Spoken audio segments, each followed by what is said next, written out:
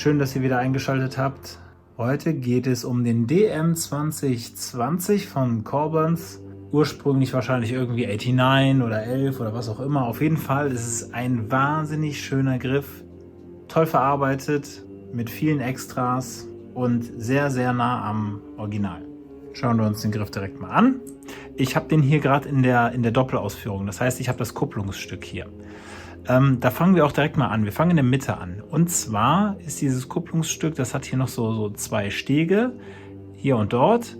Und auch zwei Gewinde. Im Moment habe ich nur ein Gewinde davon in Gebrauch. Also ihr müsst unbedingt die zwei Schrauben nehmen und diese zwei Schrauben. Hier der Kollege, den gibt es zweimal im Set. Ich suche ihn gerade mal raus. Hier, genau. Einmal mit kürzerem Gewinde und einmal mit längerem. Das sind die mit längerem. Die braucht man, um den Griff hier wirklich zu stabilisieren.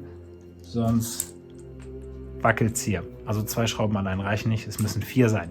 Dann hält das Ding aber auch bombenfest.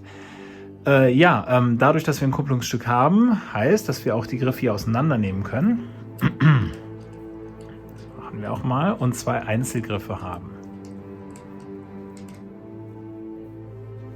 So. Zack. Da sehen wir auch schon rein in die leere Röhre. Und hier haben wir einen Teil des Kupplungsstückes. Hier unten ist nichts, das ist nur zur Stabilisation. Und hier sind, wie eben angesprochen, die 2 Gewinde. So. Gucken wir uns den Griff jetzt mal einzeln an. So habe ich ihn noch leichter vor der Kamera. Hier passt eine 7/8 Zoll Klinge rein, beziehungsweise 2. Dann haben wir hier die Plunger für die Taster. Die sind auch sehr, sehr gut. Also die kann man gut einstellen. Und die drücken mit einer guten Platte da unten auf die Taster, die dann auf dem Chassis sitzen. Das klappt hervorragend. Hier haben wir 2 Äuglein. Hier war es der Wunsch, dass die nicht leuchten. Ich habe den schon mal installiert mit einem Chassis. Da habe ich dann noch LEDs drunter gesetzt, sodass diese Bullaugen hier leuchten können.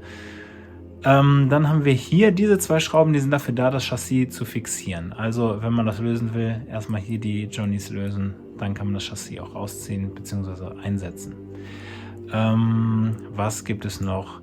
Ursprünglich kommt der Griff ohne Lackierung an, was diese schwarzen Ringe hier angeht.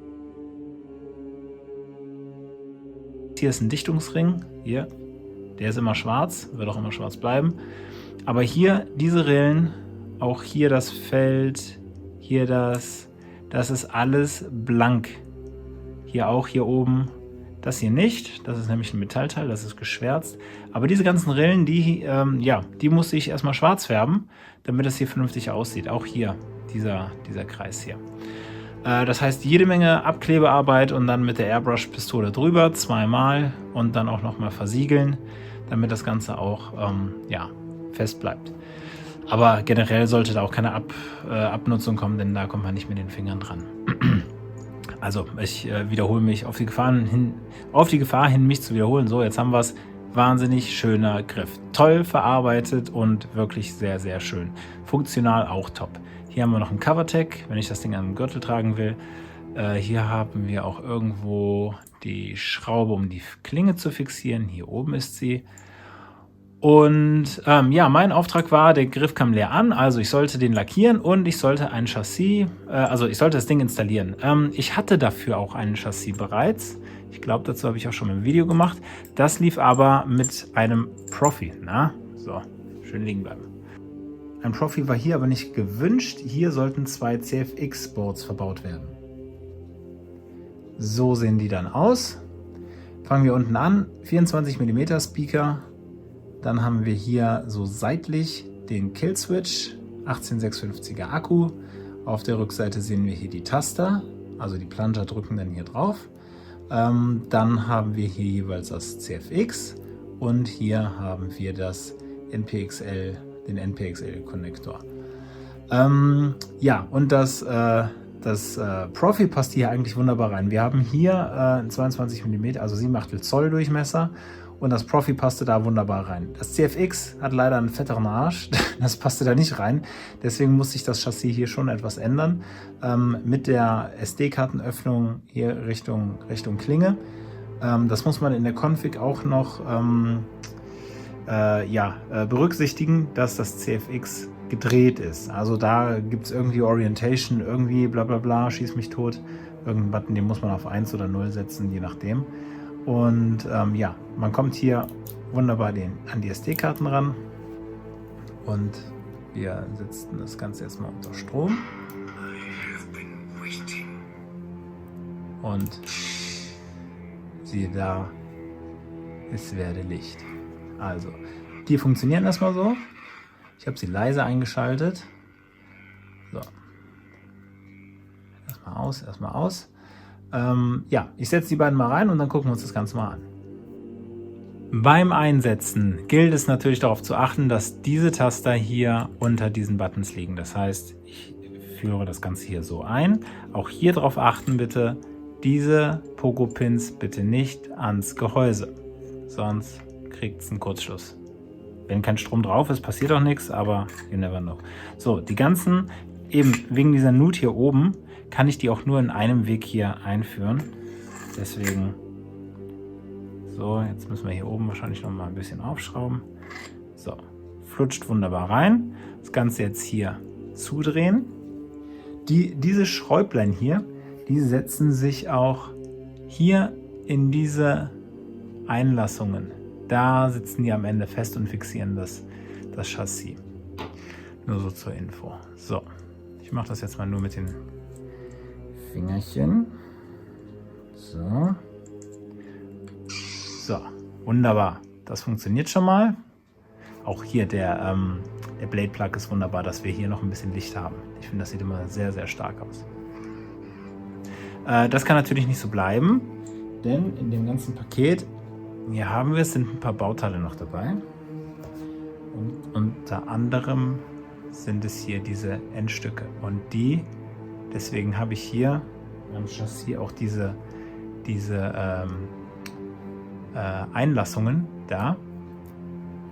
Das ist nicht komplett rund, das ist unterbrochen. Da legen sich dann diese Laschen rein. Auch hier für das Kupplungsstück. Ja, so ist das gedacht. Also da hat schon alles irgendwie so seinen Sinn und Zweck, jede Kante.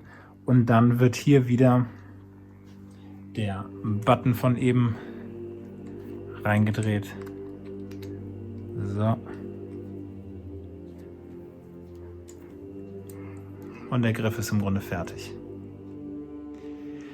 Mittlerweile habe ich es auch geschafft, die Lautstärke etwas höher zu schalten. Das muss man auf der SD-Karte aber auch noch mal machen. Da habe ich den Wert, glaube ich, auf, keine Ahnung, 10 gesetzt oder sowas. 100 ist Maximum. Also da langsam rantasten. So. Trotz alledem, hier oben. So, jetzt haben wir es. Ordentlicher Ton. Also würde ich eine 7 geben. Nicht überragend, aber gar nicht schlecht. Und gleich hören wir uns das Ganze auch nochmal an, wenn wir hier den Griff als Doppelschwert installiert haben. So, einmal auf die AUX-Taste gedrückt und ich sehe bei beiden Griffen, dass die Batterie aufgeladen ist. Einmal hier aktivieren, einmal da aktivieren.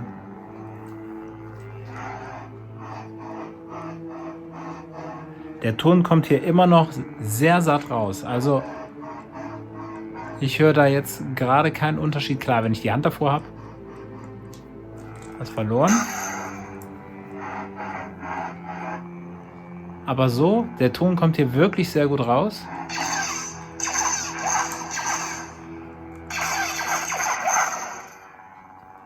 Einen direkten Unterschied kann ich also jetzt nicht festmachen, ob da jetzt ein Griff auf der anderen Seite noch draufsteckt oder nicht. Also das ist sehr ordentlich. Ja.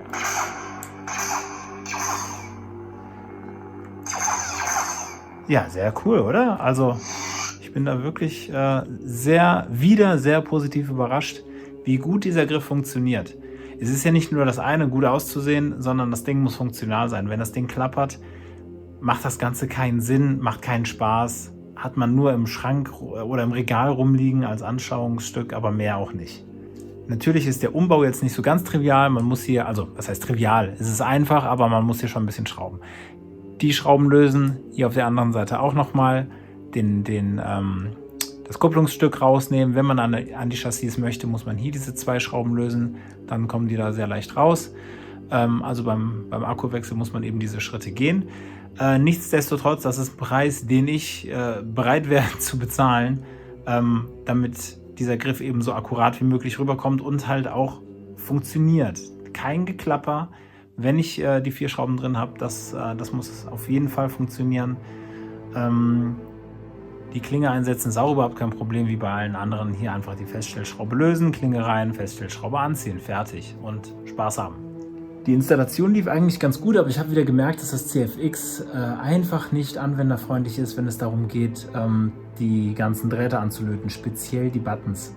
Da den Aktivierungsknopf und den Auxiliary-Knopf hier, den AUX-Button anzulöten, das ist einfach, ja, ich finde es die Pest, weil die mitten auf dem Board liegen und direkt daneben liegt der Prozessor. Da ist man einfach mal schnell mal dran irgendwie, da musst du nur einmal wegrutschen. Das ist ein bisschen fahrlässig, um es mal so auszudrücken.